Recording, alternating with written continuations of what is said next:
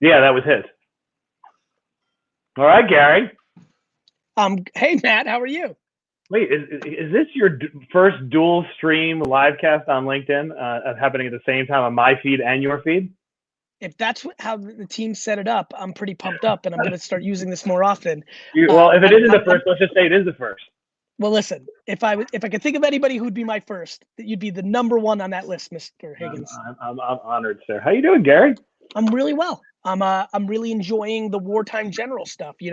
Looking at the cost of bananas in the LA office is invigorating. I think you know this more than anybody on earth. I'm a big fan of top line revenue growth, building the machine, and then having the skills to navigate when you have to be forced to look at different scenarios. And then of course, like any business, when you start looking at everything, you start looking at everything and Right. you come up with new ideas and things of that nature. Plus I enjoy the hunting on the VaynerMedia side of like, there's so much new business opportunity. So I'm drowning between, projects that I want to do that, create content to help people through COVID as Gary V, or some of the stuff you and I are working on, or that stuff. Ben at Pinterest has an incredible app, how we are, and like there's just like a lot of projects, but 99% right now zoned in till midnight on VaynerX. And I'm enjoying it, to be honest with you. Obviously, yeah. So let's just set some context for the two of us, right? We've known each other since 2009, that first cup of coffee in a bagel store, when I had the honor of becoming your first client, right? With 4 Jets tickets, I got you on the cheap, which I'll brag about for the rest of my life. You made me that guy in sports who gets social media. Thank you very much for my career. Good news, Matt Higgins. You navigating 9/11 with the mayor. You PR savant. You made your career, but I definitely feel great about you. Definitely listen. You took the meeting, and I had other meetings. You recognized what I was talking about. A great skill of yours. So I love you on Shark Tank is recognizing talent. And I was saying what I was saying to other people during that time. You just understood that I was right. Well, let's talk about this. I've been thinking about this the last few days, right? So even our first meeting in that bagel shop, this is 2009. And you were talking about how, and this is early days of Twitter and whatnot, that there's a future in which everyone is going to be CBS and NBC and Viacom and Comcast all, in their own phone or whatever, however we're going to do it, right? And that therefore the future belongs to the content creators. This is 09. And I remember watching, over those years, including myself sometimes, the eye rolling of like, what the hell's Gary doing? And he's out there and he's doing all this stuff. Fast forward in the era of COVID, I feel like everything you've ever prognosticated about is coming to fruition. So like one of the things I want to start talking to you about is the idea that everyone is captive at the same time watching social media, scrolling through Instagram, going through LinkedIn. If you're a small business and you're out there and you're trying to figure out what to do next, where does content creation kind of fit into the universe? Number 2, being able to financially get through it. And number 2 is content creation. Like literally, If you're a small business owner, is the subsidies going to save you? Are you okay? Are your employees okay? Like, can you get through this? Literally the second you decide, okay, I'm getting my employees paid for 2.5 months. I'm going to be back. I've got some savings. It is what it is. It's a family business. I can get through this. The second you decide that, it's content. What about all the people out there? I know devil's advocate, the people saying that no one's going to listen to me. I got nothing to say, and I got nobody listening to what do I have to say. So I'm not Gary Vee. I'm not Matt Higgins on Shark Tank. So how am I going to break through the noise? If you're a small business owner, you have a lot to say because you've actually lived it. You definitely have something to say. Like, how'd you start your business? Storytelling. How did it go? How were you good at firing? Were you bad at firing? Are you good at seeing market trends? Are you not? Do you make the best burger in the world? Don't you? How'd you stumble into being a law firm? Why? You didn't love it, then you loved it. Like, it's storytelling. It's the ability to articulate a message. I've always been good at it as a human. You're incredible at it, both on the PR side, and as a human. Other people are not as good at it. So maybe their content is just beautiful photos. Like, you just take beautiful photos of vintage curtains, and that's what captivates on Pinterest and Instagram. Everybody can everybody does communicate. Thus they can. Some are better on video. Some are better in written word. Some are better in a lot of different ways. But I really do think that the reality of the situation is when you say no for yourself before anybody else does, you've already lost. And a lot of people are wildly insecure. You know, we all, you and I know each other so well. Our chips on our shoulders, whether it's education, circumstance, upbringing by mother. We have mothers we adored who had different circumstances. Like there's a million things that go into it, but your story and my story is a story everybody has. Even if even if it was a privileged story, I'm watching people out there now who are starting to get it. My fan base, so I analyze it, where I don't demonize privilege. I'm like, look, privilege has some shortcomings. Same way, yeah. But I don't demonize it. Like my kids didn't pick that they were my kids. I always said that too. I was like, wow, look, I'm grateful that I am where I am, and I think I was able to extract everything from my crazy, terrible, upbringing. But I wouldn't wish that upon myself. I mean, it doesn't make any to romanticize the struggle doesn't make sense. To go ahead and optimize it, it's a difference by saying the die is never cast, and that it's not about where you started, but where you end up. That is true. That's different than saying real. I'm going to demonize somebody who had it a little bit better than I am. More power to people, and I believe that very strongly. I think it's just as unsophisticated to demonize somebody who started on what you perceive to be third base as it is for that person to condemn somebody who didn't. I feel very righteous about that because my kids were grown up in a different environment. I'm with you. By the way, and I think it depends on one's DNA. There are people who absolutely were, thank God, better off starting on third base because they don't have the stomach or the romance of the dirt. And you know this. You always make fun of me of romanticizing like the dirt. Like I like it. And for me, it would have been really tough to be my child. Yeah. I mean it. Why? Tell me more. I don't.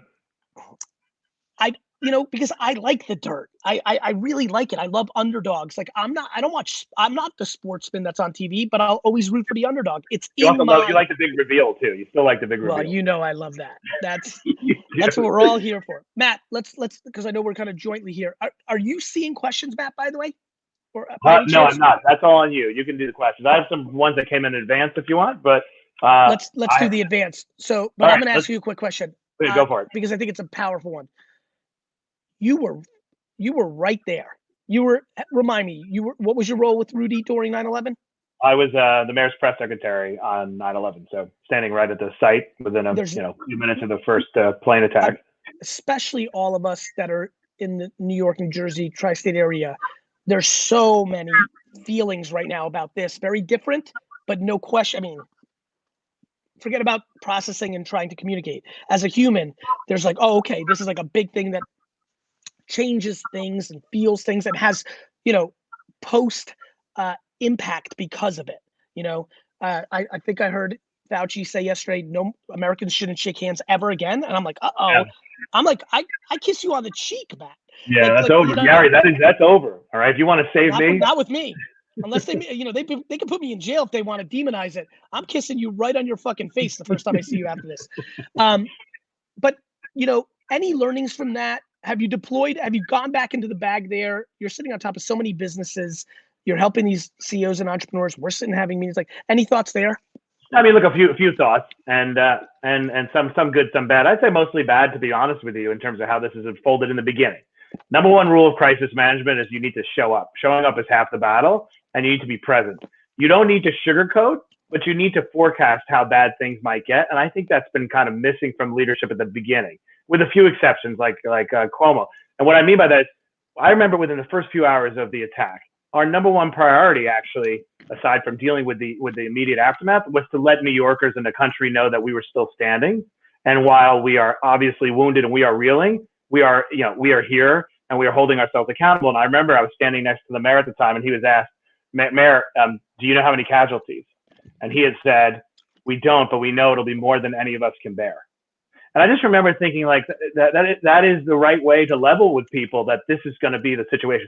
What I think has gone wrong, unfortunately, from the beginning of this crisis is kind of an unwillingness to learn what was happening to others and sort of assume it might not happen here and project forward about what might transpire. I think government doesn't have to have all the answers, but it has to ask the right questions, and it has to skate to where the puck is going. From the beginning, Czechoslovakia was adopting face masks based upon years of studies that face masks maybe not going to protect you, but going to protect somebody else. And that we were going to probably need ventilators. And therefore you have to implement what's called the Defense Production Act, where government can direct industry to make those things. So I would say overall, the first phase of this, we have been caught flat-footed. Now I believe we're catching up. And I think, there's light at the end of the tunnel. The second thing that's really been hard from this crisis, I have a photo on my desk from, say, it was like October 12th, 2001, and I'm standing in Times Square. And why are we in Times Square? Because we're sending a message to America that the patriotic duty, you want to help out right now? Shop. Go to a restaurant. Go to a Broadway play because these businesses are dying. There hasn't been a lot for us to do individually to help. And I found that, honestly, I'm heartbroken. Like, I want to get the hell out of this house and I want to go run to the burning building, or I want to go to a hospital, I want to donate. And yet I'm being told I got to protect myself, my kids, and society at large by making sure I bring down, the R naught and social distance. So I think, physically, right? Yeah, physically. I mean, like, I don't know how you feel, but I'm struggling with the desire to run out. Honestly, I think innovation, very personally, innovation. I bought an ungodly, so I'm back to 2009, I'm very good at seeing chess moves. So I said, okay, shit, masks are like, I put out a tweet, I want to buy some masks and donate them. And what I realized very quickly was, okay, all these entrepreneurs have a crazy markup on N95s right now, and I could buy them in China for 80 cents instead of $4 right now, right? But the China stuff is going to take a week or two, and there's a lot of damage that's about to get done. So I'm going to pay the VIG on getting this to a hospital in New York, New Jersey, which I did a bunch of right now on strategy. Even though like my entrepreneur is like, wait, I can buy the same thing in 3 weeks for 80 cents. I'm like, yes, but the value is going to be greater right now because I know every entrepreneur and institution is going to bring it. So there was virtual stuff. I've been I bought a bunch of gift certificates from restaurants of, acquaintances or things I admire, just to put dollars into the bucket. That got a little, then you adjust, right? All of a sudden the government comes in and is looking at under 500 businesses. I'm thinking a lot about, first of all, my own operation, but I'm thinking about businesses. I think the businesses that have 501 employees to 2,000 employees are in a very vulnerable spot. I agree. Ironically, the government support actually was very effective at propping up a certain element of business. But, a business with 600-700 people, where are they at? There's no details yet on loans and whatnot. Right. And the biggest companies are going to be taken care of, and the under 500, but you're going to have this, dead middle. So I've been trying to be thoughtful about what's going to happen there. So to your point, strategy, though I've not felt helpless because I bought gift certificates to restaurants when I first thought that was important. I overpaid masks for when that was important. There's virtual stuff that people can do. What we're doing right now, right? Like, listen. Right, and that's by the way, what you and I have going on in our worlds right now, this 30 minutes, hopefully it helps one person, and that's doing a nice thing, and people can do that who are watching now for their communities of 6 people that watch. Let's talk about that for a minute, though. You and I philosophized about if you're a business owner, right, and your business is reeling and you're trying to orient yourself. What's some of your philosophy about, and I could share mine too, about what I've been talking about, on LinkedIn and whatnot, but what's some of your philosophy? By the way, I've been commenting a lot because I'm so proud of you because, I've been pushing you for years on LinkedIn. You're a great writer, bro. Bro, you're a great writer. Thank you. I used to be a reporter. That's how I started. And then that skill went dormant until about 4 weeks ago. So I just decided, it feels good for me. It feels good to connect with people and kind of get my thoughts out of my head. They've been penned out for a long time. What's unusual with you is, well, not unusual. I'm sure there's many other people like this. I'm incapable of writing, but a great verbal communicator. You're really strong verbal communicator, but I think you might just be a great writer. No, yeah, I love writing. I really do. I've got all these awards behind me from when I was a kid, but I've been one of my strong principles, and I've been asking this of our portfolio. You and I have had this conversation that I think a lot of business owners ask the wrong question reflexively. They say to themselves, how can I get my business open as soon as humanly possible? Almost like our Independence Day, like we will rebuild. And I think the right question that we should all be asking out there is not how do I get my business open as quick as possible? If I were starting my business today, what business would I build? And I think that's keep going. No, and I was going to say that it's a sequence that you go through. Number one, challenge all your assumptions because they're probably outdated as of about 4 weeks ago, right? All your assumptions by which your business was built. 2, audit the way your business was going and say, I bet you there was a side ancillary revenue stream that turns out should have been the main event.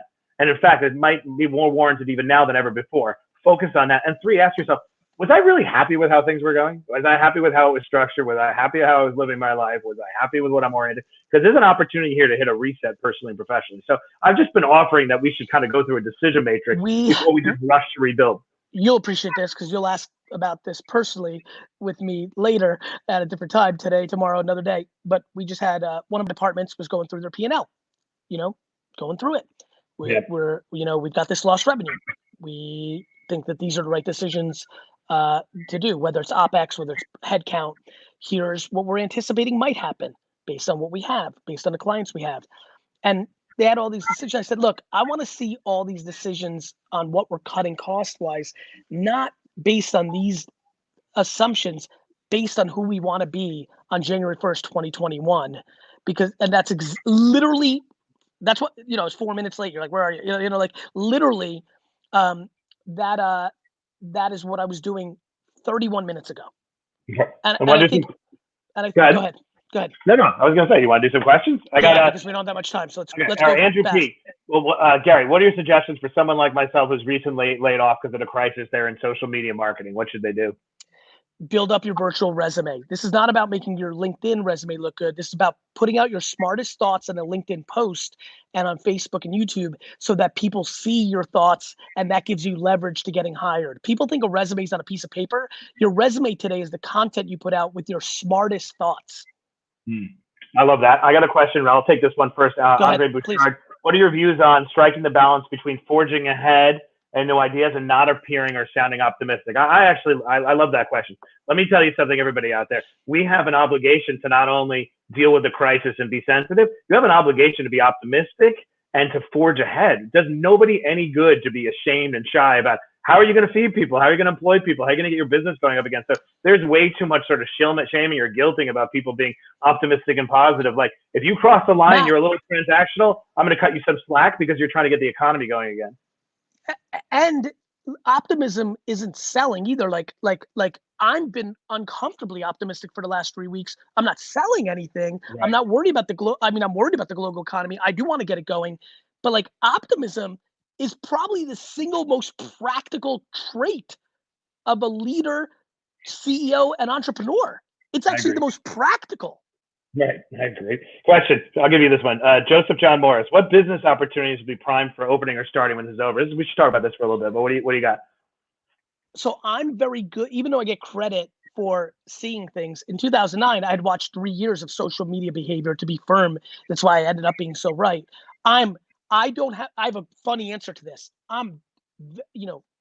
Listen, we're talking business now. Let's just take a step back if anybody's confused by the energy. I'm petrified for any lost life and like all that stuff.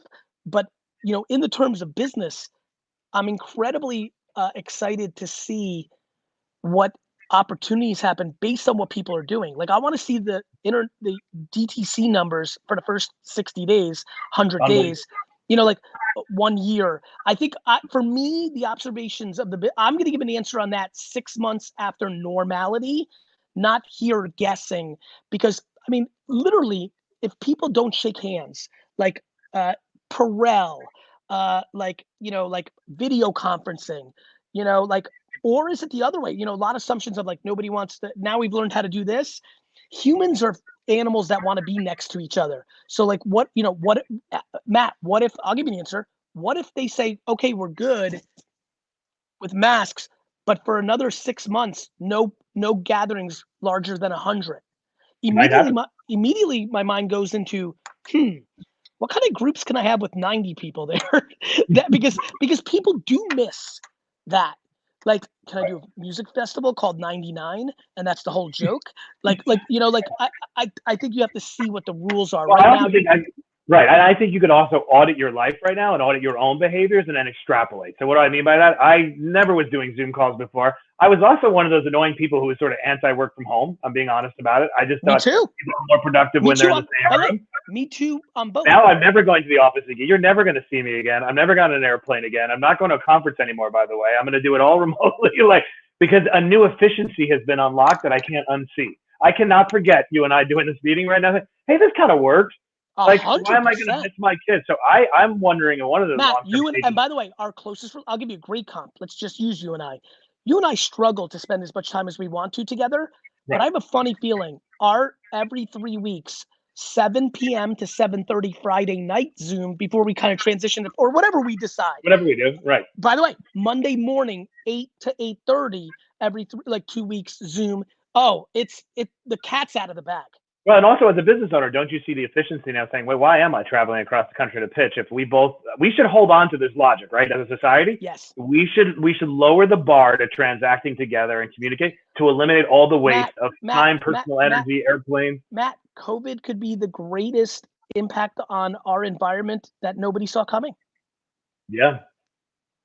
I mean, I for sure am enjoying more. I mean, yesterday, one of the biggest CMOs in the world, we've done business. Her and I have done business together for a long time. We're continuing to build our relationship. She sees my mom's curtains. I see her apartment. We feel closer to each other already. Yeah. It's a big deal. Well, also the other thing, I'm sure you feel this way too. I feel like I got my schedule back a little bit. Like I'm playing more offense now than defense, and I could actually use different parts of my brain that I haven't been able to unlock. Not that we need to permanently stay this way, but I'd like to hold on to some elements of this that have been unlocked. I'll give you a couple of predictions. I'll give it, and then your predictions, and we'll wrap up. You know how I'm doing that?